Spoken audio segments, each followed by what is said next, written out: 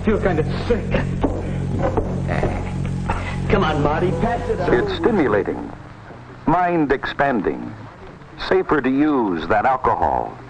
It's the in thing. Do you have anything to say? Judge, he's a good boy. Hey guys, welcome. This is the first part of the doco we're doing. We're gonna explore into the social, spiritual, and political aspects of the hemp industry. Hi, I'm Claire. I work for Afends in the design department. Designing with hemp, it's no different from any other fabric. The properties of hemp are amazing. It has antibacterial properties, it wears in, not out, like it's one of the strongest fibers on earth. But like the truth, I guess, behind the whole hemp revolution for Afends was to glorify, to make something that had a stigma of a smelly, hippie market kind of fibre to being a cool fashion fibre. There's no doubt that hemp's the most sustainable fibre there is. So how can our industry help with growth of hemp? Price of cotton is so much cheaper than hemp because it's so much easier to cultivate it, there's so much better technology. The best way we can help is by all using it, then we can put more money and resources into the development of better hemp equipment. It's pretty confusing, this whole hemp and marijuana thing. What's the difference? So currently, important to note the distinction under Australian law between hemp and marijuana. Because they're from the cannabis plant, they were originally all lumped in together as a prohibited substance.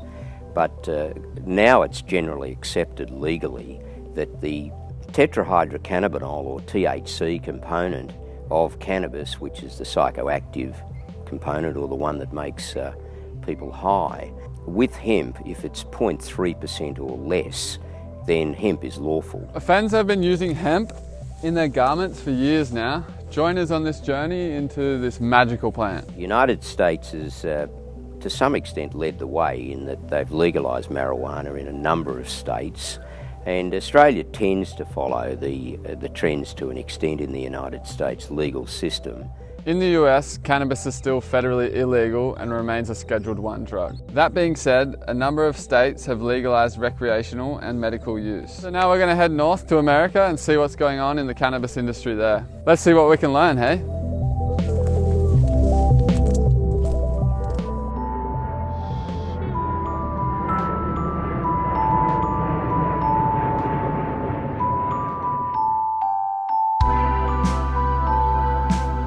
Hey guys, we made it over here to the US of A. Just had our first experience at a dispensary. My mind was blown. There's so many different things you can get. They're doing like gummy bears and food and pens and pre-rolled things. But what I was most concerned or interested about was the amount of THC that they now are doing in the weed.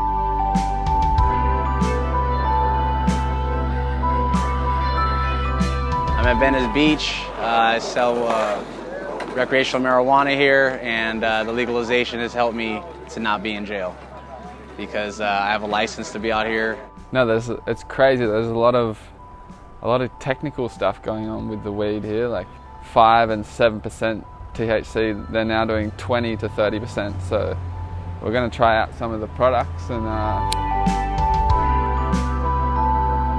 So yeah, I guess. Quite nice aromas.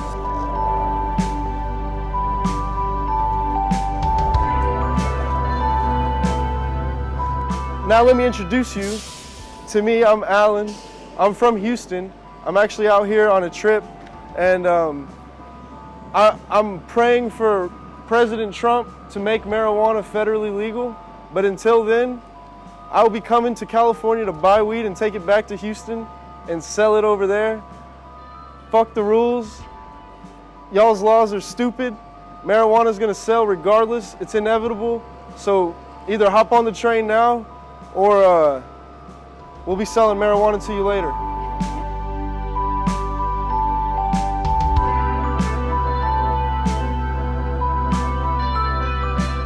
Hi, my name is Bunny Lua. I own the Greenhouse Smoke Shop in Venice, California. Well, marijuana is of is is one of the most sacred herbs that is available to us right now. It's just only been recognized as such, but it's been used since the beginning of time. So since I've been open for going on 19 years now, I've seen people from all walks of life, like all smokers from all walks of life, from like the 18-year-olds all the way to like 100-year-old. Hi. Hi. How are you? Well, how are you? I'm well, thank you. Welcome back. Thank you. It's the first time we used to grow the weed naturally. Now the youth, the people, them throw a lot of different things on the weed, right? And now it affect the people them mentally and physically. You see what I mean? Marijuana was discovered on King Solomon's grave, the wisest man in the world. So who don't know that now they know. You see me? Jamaica. And listen, don't forget, say the hemp clothes is the best clothes to wear because it's natural. So who don't know the hemp clothes, y'all, start wearing hemp clothing. It's super interesting because this need or want for changing your state of mind it's almost written in our DNA. It goes all the way back to Egyptian times, shamans using tobacco, hallucinogenics. It's generally concerning in America with the rising popularity and the legalization of marijuana recreationally. The impact on the younger generation, is it going to be positive or negative? We might not know until it's too late.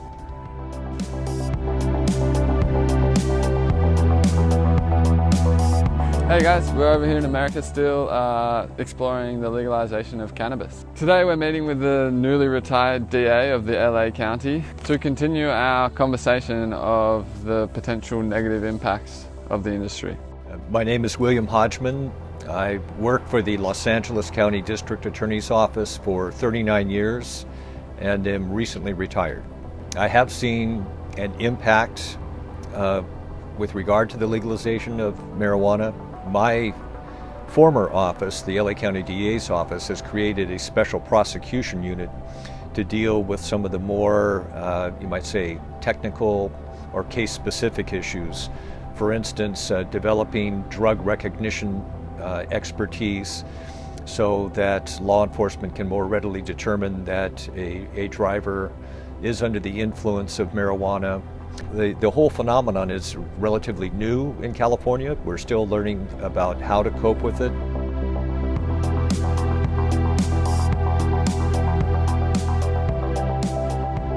We're here in the north of California to meet Larry, a second-generation cannabis farmer. Probably Humboldt County, where I was born, the infamous Emerald Triangle, basically where all of the folks in the 60s ended up doing the hippie lifestyle and growing cannabis. I was born at home, 70 miles from the nearest hospital. My dad and brother delivered me.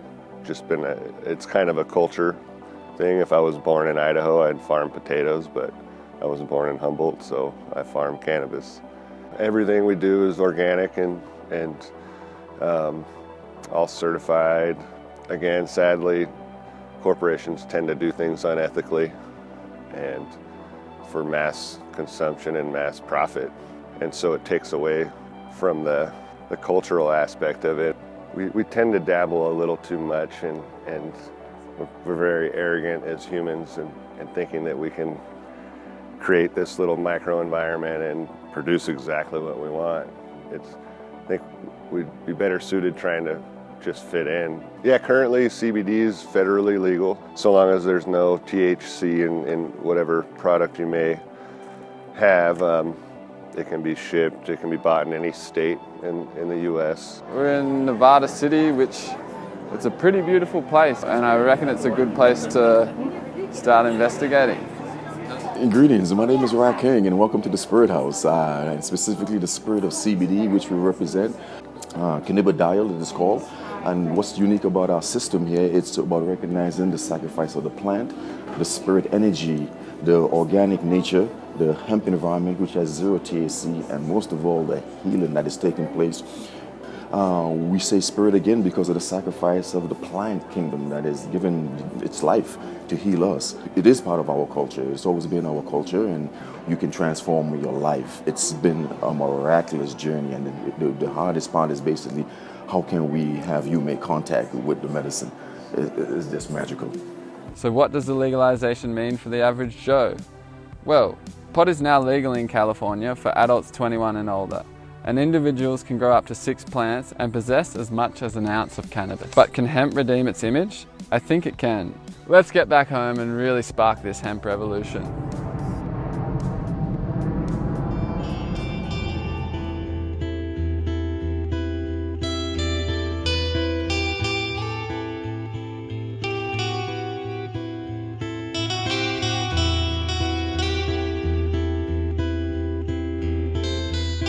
Morning, yeah, we're here in Nimbin. We're going to speak to Andrew Cavalassis. He's a leading expert in the industry, having grown hemp locally since 1999. So there's a great book by Dr. John Jiggins, Sir Joseph Banks, and the question of hemp. The wars we're having now for the future supply of oil, we had the same wars for the future supply of hemp. Yeah, so Joe in his book talks about coming to Australia, stopping off at Norfolk Island, trying to grow hemp there, trying to access the New Zealand hemp flax and going to New Zealand and then coming to Sydney, and the first 3 years in a row, his initial job was to grow hemp. What they did know was the difference between industrial hemp and the narcotic cannabis, the one that came from India. So, you know, we've got a really big problem that we've got to deal with here in Australia, and it really is beyond Australia. It's an international issue. And you know, the details of cannabis and cannabis law reform in Australia and around the world is complex. My first introduction to cannabis probably would have been when I was about 18, and it probably would have stemmed from Nimbin. It's been known as the cannabis capital of Australia. And they're making a documentary about weed, I think. Is that right? Yeah. About learning about weed and hemp, and the difference between hemp and weed, and which one's good to smoke and which one's good to wear. No, I'd just like to say to the next generation, which I guess is you got, sorry, we fucked it. We're thinking the hemp party could be a dark horse in the next election. Yeah, well, come from behind. how can I help? The differences in the hemp plant are no different than the differences in humans that come from different countries. Oh, cannabis industries are going to be huge. I mean, you're going to see tens of thousands, if not hundreds of thousands of Australians employed directly or indirectly in various cannabis industries, whether it's at the hemp seed food level, you know, medical, and obviously in the future around recreational. That is the progression of things. Once we start, you know, the ball has started rolling. It's how long a government wants to maintain the failed prohibition. I mean, the debate should really always, the starting point should be, it's failed, how do we get out of this? And I think when the debate matures, that's when we'll see a lot of things. Not only jobs, but savings, our police, our enforcement, our health budgets, our nutrition will get better. There's just so many positives that can come from hemp at the human level. For humans, for the citizens of Australia and around the world, it'll be a better life. Legalisation of medical cannabis is gaining traction in New South Wales, with Premier Mike Baird admitting he's sympathetic to the push by terminally ill patients and their families. The word's out there that cannabis clearly can cure cancer and give enormous relief and cure other things as well. It's not, I don't even think it's very widely knowledgeable here, is the difference between hemp and marijuana, because for so long they've been put in the same basket, but it's the same plant, but there's different uses. Hi there, my name is Ben Jansen. I'm a director of Cannabis Doctors Australia. The real interest came to the forefront of my mind when I found out about the US having a patent on cannabis as a neuroprotectant, and as a doctor I went, why on earth is there a patent for cannabis being a protector of the brain when we've been told by Nixon and Reagan that it killed brain cells? My mother died of a neurodegenerative brain disease, and so that sort of pissed me off that knowledge was out there and it was being manipulated by people. Yes, it was antiquated and hard, and my record for paperwork trying to get someone approved was about that thick. I didn't even count the pages, it was so thick. Anything else that you need to justify outside those fast track conditions, so chronic pain, chemotherapy-induced nausea, epilepsy in children, spasms and multiple sclerosis and palliative care, anything else you can do a prescription for, but you have to justify that. On the flip side of that, my record for having someone approved, put them in the computer and it fired off the application down to Canberra in the TGA, and 3 minutes later I came back with an approval. In my mind, there's little doubt that recreational cannabis will come to virtually everywhere in the world due to its safety profile, due to its medicinal benefits. The question is how quickly that would happen, how quickly it will be adopted. In Australia, yeah, somewhere in between 2020 and 2030. I'm not holding my breath. The savings and the benefit to society will be proven in time.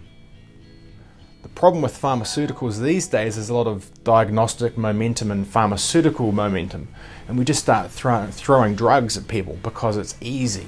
So don't treat the guideline, treat the patient. And put that on my tombstone, treat the patient, not the guideline, and it'll be quite ironic. As a medical professional, Ben has to make the best decisions for his patients. It's amazing to see him engaging in conscious research and questioning mainstream pharmaceuticals. Luke from Balanced Earth has been experimenting with low THC industrial hemp.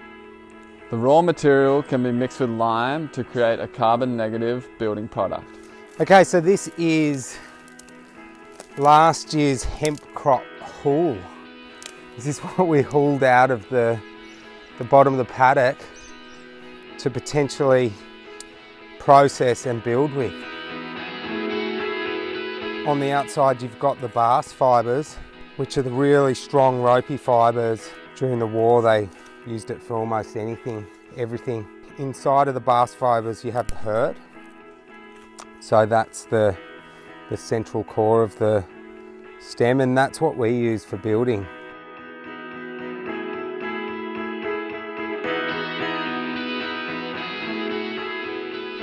Hey guys, we're back here at Luke's farm. It was just a number of months ago these plants were pretty much knee high, and now they're like up to 8 foot. Today we're going to go meet some other local farmers getting into the industry. Hi, I'm Mike Shea, and this is my wife Maxine. We are the founders of Hemp Collective here in Byron Bay. We've got a lot of demystifying to go, like there's 70 years of propaganda that's been created, and if everyone in the hemp industry and in Australia and the world can actually see the benefit of hemp, and putting it complementary with different products, I think we can actually make a huge difference. Hemp Collective was born out of the fact that we want to create our own solutions and feel empowered and not disempowered. Companies are starting grassroots style farms, experimenting with low THC plants and starting an industry from the ground up. We form up the walls with formwork and lightly tamp it in, and basically you can build your house out of it. All materials have a carbon footprint, and the waste of the building industry, you know, it's incredible that it creates up to 50% of the world's waste when you look at what goes into building a home. You know, to find this product that actually creates no waste and then also is taking carbon out of the atmosphere, and this is the material I want to use in my building practices.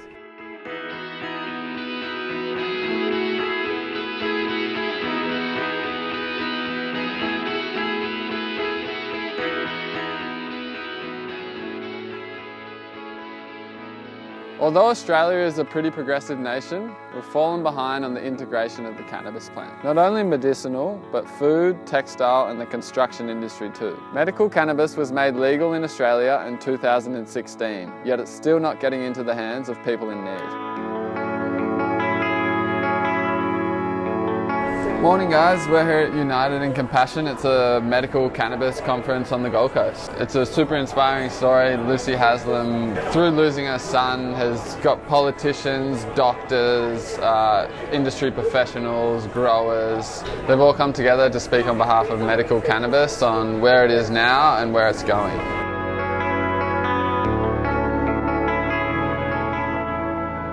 So my name is David Caldecott. I'm an emergency physician based in Canberra, creator of the Australian medicinal cannabis course. I think medicinal cannabis is inevitable in Australia. It's just a question of how long patients have to wait and how many patients have to suffer before it's actually introduced. Similar to America, you have to pay to play at the table of the commercial cannabis sphere. With only 6 active growing licenses within Australia, only one of them being privately owned, that means the rest are traded on the stock market, which is a relatively new idea. If you can imagine, our greenhouse has thousands of medical cannabis plants growing, but row 1 is for epilepsy, row 2 is for chronic pain.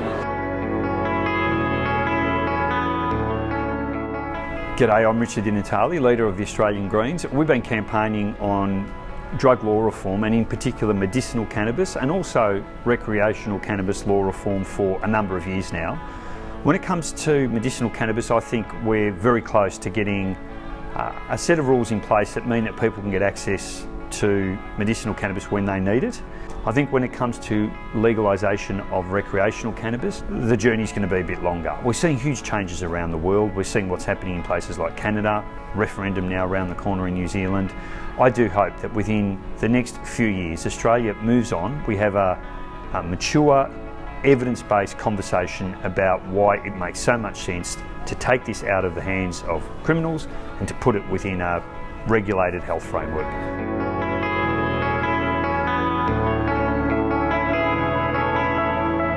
The system is broken, yet I can feel the energy behind this plant. It's come a long way since the stereotypical hippie in the 70s growing pot in their backyard. With all these brilliant minds that we've met over the filming of this documentary, I know it will reach its full potential. Hi, my name's Thomas. I work for the Office of Drug Control. One of the key things to keep in mind when we're talking about the difference between cannabis and industrial hemp is that medicinal cannabis, is essentially a medicinal product designed to be used under Australian manufacturing standards to give you a good quality medicine, whereas industrial hemp is an exempt product under the Single Convention on Narcotic Drugs 1961, which states that countries can regulate industrial hemp for fibre and seed production only. So at the moment, industrial hemp in Australia is regulated through states and territories, and it's only allowed to be used for fibres and for seed, which means you can use seed to make various hemp seed drinks and things like that, and you can use fibres to make t-shirts and ropes and so on and so forth. One of the areas that people are talking about the use of industrial hemp is into things like cosmetics, to use the hemp flower itself as a foodstuff rather than just the seeds. At the moment, that would not be lawful. However, there's opportunities as time goes on for that single convention to reconsider the various other uses of industrial hemp.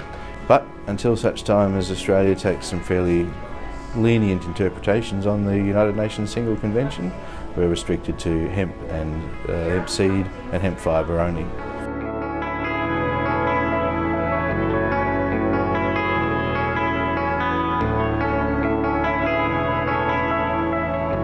Away from commercial gain, Australians need to come together to grow the cannabis industry from within our shores. The opportunities are limitless when once again this plant is recognised for its worth to society. If only humans were to get out of the way of this plant and let it grow and flower to its full potential.